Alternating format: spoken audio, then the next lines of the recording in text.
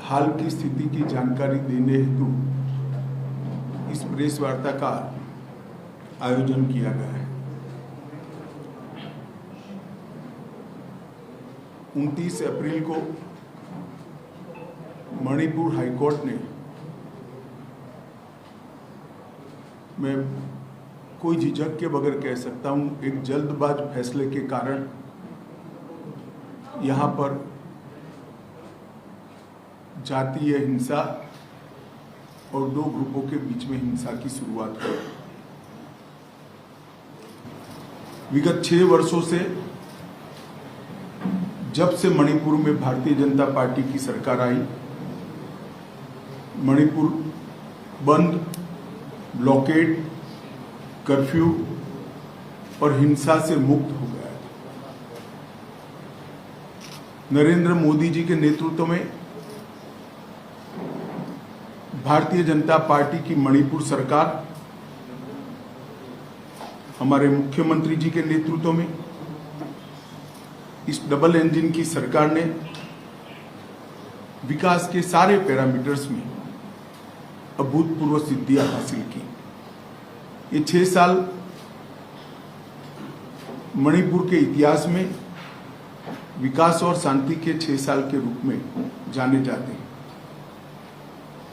चाहे central institution लाना हो, चाहे इंफ्रास्ट्रक्चर को मजबूत बनाना हो, बढ़ावा करना हो, इंडस्ट्रियल इन्वेस्टमेंट लाना हो, एजुकेशनल इंस्टीट्यूशन को सुचारू रूप से चलाकर मणिपुर को नॉर्थ ईस्ट के एजुकेशन और स्पोर्ट्स में हब बनाने की बात हो, हर क्षेत्र में शांति के कारण मणिपुर विकास के रास्ते पर चल पड़ा है। विगत लगभग 1 महीने से मणिपुर में हिंसक घटनाएं हुई हैं। सबसे पहले तो मैं जिन दुर्भाग्यपूर्ण नागरिकों की हाल की हिंसा में मृत्यु हुई है, इस सभी के परिवारों के प्रति देश के प्रधानमंत्री जी की ओर से, मेरी ओर से और भारत सरकार की ओर से इनके प्रति संवेदना व्यक्त करता हूं। जान किसी की भी गई हो, देश के नागरिक की जान जाती है, तब हम सबको, मुझे, आपको, सभी को दुख होना बहुत स्वाभाविक है। ये 2 दिन के दौरान मैंने ढेर सारे इधर और साइड के लोगों से मुलाकात की है। मैंने ये 3 दिनों में अस्थायी कैंपों का दौरा किया है। ये 3 दिनों के अंदर मणिपुर के अलग अलग हिस्सों में, इम्फाल, मोरे, चुराचांदपुर, कॉम्पोक्पी, सभी जगह जाकर नागरिकों के प्रतिनिधिमंडल और आहत लोगों से चर्चा करने का प्रयास किया है। राज्य के कैबिनेट मंत्रियों के साथ भी मीटिंग की है। महिला संगठनों के साथ भी दोनों और मेरी मीटिंग हुई है। मतई समुदाय के लगभग 22 सीएसओ को मैं मिल चुका हूं। इसी प्रकार से कुकी समुदाय के भी 25 से ज्यादा सीएसओ के साथ मेरी मीटिंग हुई है। बुद्धिजीवी संगठन, प्रोफेसर, रिटायर्ड अफसर, समाज के सभी वर्गों के साथ शांति लाने के उपायों के लिए और शांति की चर्चा के लिए मेरी बातचीत हुई है।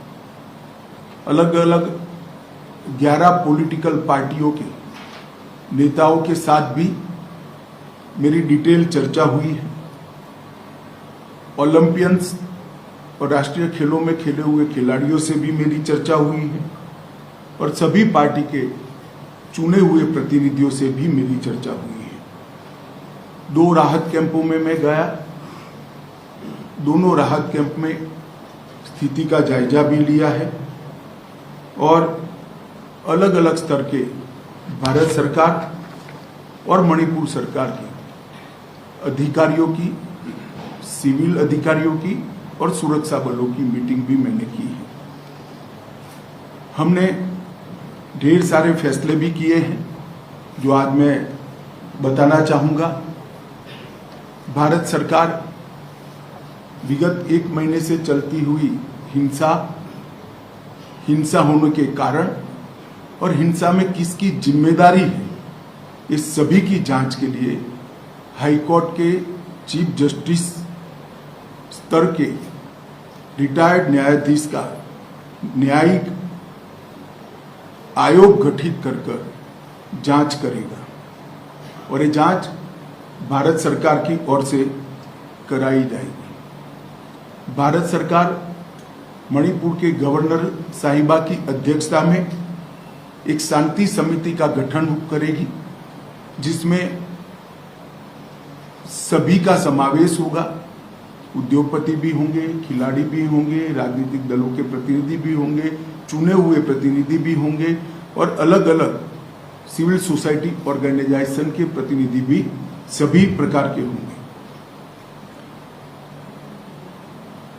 मणिपुर में अभी ढेर सारी एजेंसियां सुरक्षा की दृष्टि से काम कर रही हैं। उनके बीच में बेहतर समन्वय के लिए एडवाइजर श्री कुलदीप सिंह जी, जो कि रिटायर्ड डीजी सीआरपीएफ हैं, उनकी अध्यक्षता में इंटर एजेंसी यूनिफाइड कमांड की व्यवस्था आज से ही हम रचना में लाएंगे, जो सभी एजेंसियों के बेटर कोऑर्डिनेशन के लिए, पक्षपात विहीन कोऑर्डिनेशन के लिए इनकी अध्यक्षता में काम होगा। जितने भी केस रजिस्टर किए गए हैं इसमें से 5 केस चयनित किए गए हैं और 1 केस इन जनरल कॉन्स्पिरेसी का रजिस्टर्ड कर ये 6 केसों की जांच सीबीआई का विशेष दल करेगा, जो भारत सरकार के तत्वाधान में किया जाएगा। और मैं सभी मणिपुर वासियों को विश्वास दिलाना चाहता हूं, किसी भी पक्षपात और भेदभाव के बगैर हिंसा के मूल तक जाकर आने वाले समय में कभी हिंसा न हो, इस प्रकार की एक न्यूट्रल जांच और दोषियों को दंडित करने की कार्यवाही की जाएगी। एक रिलीफ एंड रिहेबिलिटेशन पैकेज को भी तैयार किया गया है। जितने भी लोगों का जान गया है वो सभी को 5 लाख रुपया मणिपुर सरकार की ओर से और 5 लाख रुपया भारत सरकार की ओर से 10 लाख रुपया दिया जाएगा। ये राशि डीबीटी के माध्यम से उनके परिवारजनों के सीधे बैंक अकाउंट में ट्रांसफर की जाएगी। जो इंजर्ड हुए हैं उन इजाग्रस्तों के लिए, जिनकी प्रॉपर्टी का नुकसान हुआ है, उन लोगों के लिए भी एक रिलीफ एंड रिहेबिलिटेशन पैकेज तय कर लिया गया है, जिसकी डिटेल घोषणा कल भारत सरकार के गृह मंत्रालय से हम करेंगे। मणिपुर की जनता को चीज वस्तुओं की कमी न हो, इसके लिए 30,000 मैट्रिक टन नियत कोटा से एक्स्ट्रा चावल भारत सरकार ने यहां पर भेजा है। वो चावल 15,000 मैट्रिक टन के 2 महीने तक 15,000 मैट्रिक टन भेजा जाएगा। गैस, पेट्रोल और सब्जियों की भी आपूर्ति की व्यवस्था कर दी गई है। सारी चीजें ऑन वे हैं और उनके वितरण के लिए सस्ता अनाज की जो दुकान है, इसके अलावे एक अलग से कैंप खोला जाएगा जहां उनके इलेक्ट्रॉनिक राशन कार्ड से भी अनाज मिलेगा और जिनको परचेस कर चाहिए उसको भी मिलेगा। वहां से सब्जियां भी बांटी जाएगी, दवाइयां भी बेची जाएगी और पेट्रोल पंप कुछ चयनित कर दिए गए हैं। लगभग 15 पेट्रोल पंप जो दिन रात खुले रहेंगे, जिससे पेट्रोल की किल्लत यहाँ पर हो न सके। आवाजाही में आप सभी जानते हैं थोड़ी दिक्कत है, इसलिए खोनसेंग रेलवे स्टेशन अभी पूरा नहीं बना है, मगर लाइन तैयार हो गई है। तो हमने टेम्पररी प्लेटफॉर्म बनाने का निर्णय किया है, जो एक ही सप्ताह में बन जाएगा। तो रेल से भारत के बाकी हिस्सों से मणिपुर की आपूर्ति करने के लिए ये बहुत बड़ी सुविधा होगी। युद्ध स्तर पर ये प्लेटफॉर्म बनाने की कार्यवाही कल से ही शुरू हो गई है। मैं आशा करता हूं कि 4-5 दिन के अंदर ही हम रेल के माध्यम से यहाँ आपूर्ति शुरू कर देंगे। तो रेल जब आना शुरू होगी तो चीज़ों की कमी में बहुत सुधार हो जाएगा।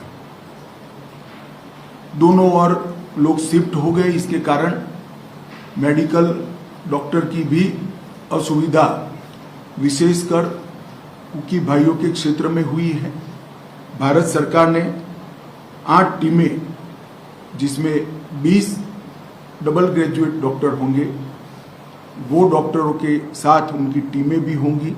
वो टीमें वहाँ से रवाना हो चुकी है। 3 टीम पहुँच चुकी है और 5 टीम आज शाम तक यहाँ रिपोर्ट कर देगी, जो मोरे, चूड़ाचांदपुर और कोमकोकी के एरिया में क्षेत्रों में मेडिकल सुविधाओं का काम करेगी। और बाद में इम्फाल में भी अगर ये क्राइसिस होती है तो आसाम सरकार के डॉक्टर लाने की भी हमने व्यवस्था की है। कॉम्पिटिटिव एग्जाम और शिक्षा में मणिपुर के विद्यार्थियों को कोई व्यवधान न हो, इसलिए भारत सरकार के शिक्षा विभाग के उच्च अधिकारी आज यहाँ पहुँच चुके हैं। उनका और मणिपुर के शिक्षा विभाग के अधिकारियों का मीटिंग होने के बाद एक कॉन्क्रीट प्लान, जिससे कि बच्चों की पढ़ाई लिखाई बाधित न हो, उसको हम बनाएंगे, जिसमें ऑनलाइन एजुकेशन, ऑनलाइन एग्जामिनेशन और डिस्टेंस टीचिंग की भी व्यवस्था की जाएगी। ये सारी व्यवस्था को हम 2 दिन के अंदर एक फाइनल स्वरूप दे देंगे, जिससे बच्चों की शिक्षा में और एग्जामिनेशन में किसी भी प्रकार का व्यवधान न हो।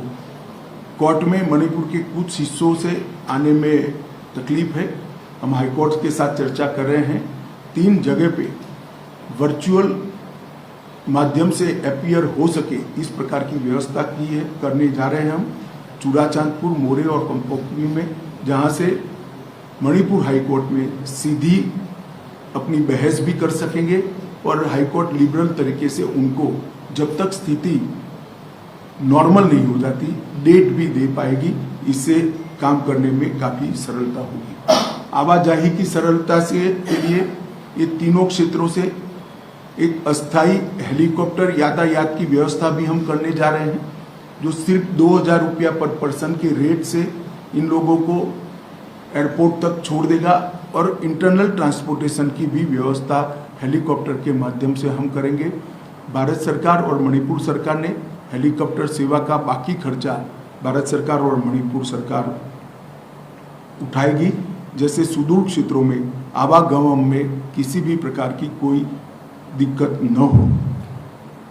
ये सभी प्रकार की व्यवस्था सुचारू रूप से चले, इसलिए एक जॉइंट सेक्रेटरी स्तर के गृह विभाग के अधिकारी मणिपुर में उपस्थित रहेंगे और 5 डायरेक्टर स्तर के अधिकारी भारत सरकार के अलग अलग मंत्रालय के यहाँ पर उपस्थित रहेंगे। परमानेंट सॉल्यूशन के लिए हमने म्यांमार और मणिपुर की बॉर्डर पर पहले ही ट्रायल बेस पर 10 किलोमीटर बाड़ लगाने का, फेंसिंग करने का काम हमने पूरा कर लिया है और 80 किलोमीटर के काम को हमने टेंडरिंग कर चुके हैं और बाकी की बॉर्डर की हम सर्वे भी चालू कर रहे हैं। और पड़ोस के देश से आने वाले लोगों के बायोमेट्रिक्स और आई इम्प्रेशन लेने का भी काम चालू है, जिससे आने वाले दिनों में उकसावे से यहाँ पर हिंसा न हो। मेरी सभी मणिपुर वासियों के से अपील है कि आप कृपया अफवाहों पे ध्यान न दें। अफवाहों के निरसन के लिए यहाँ पर कुछ टोल फ्री नंबर बनाए गए हैं, इधर और साइड से शांति बनाए रखें। मणिपुर में शांति के कारण विकास का एक नया युग 6 साल से चल रहा था। कोर्ट के एक फैसले के कारण, थोड़ी मिसअंडरस्टैंडिंग के कारण ये मनमुटा हुआ है।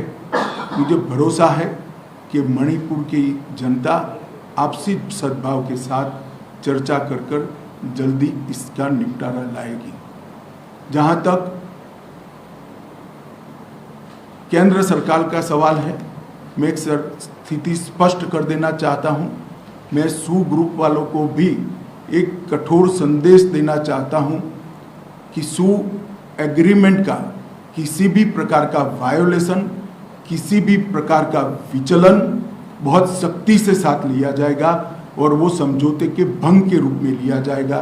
तो कृपया समझौते की सभी शर्तों का कठोरता से आप पालन करिए। आज से हम इसको बहुत स्ट्रिक्टली मॉनिटर करेंगे और जिन लोगों के पास हथियार हैं उनसे भी मैं अपील करना चाहता हूं कि अपने अपने हथियार पुलिस के सामने सरेंडर कर दें। कल से पुलिस कॉम्बिंग ऑपरेशन करेगी और कॉम्बिंग ऑपरेशन करने के बाद जिनके पास से हथियार मिलेंगे उन पर कठोर न्यायिक धाराएं लगाई जाएंगी।